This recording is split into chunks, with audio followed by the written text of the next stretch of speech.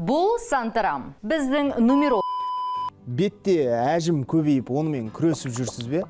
Түрлі жолдар іздеп пайдаланасыз, бірақ әсер жоқ па? Көбіне әйелдер қай уақытта болсын мәңгі жас болып қалуға тырысады. Ал шығыс әйелдері сұлулықты сақтаудың түрлі тәсілдерін ертеден біледі. Оған Жапония мен кореялықтардың әлеуметтік желілердегі фотолары дәлел.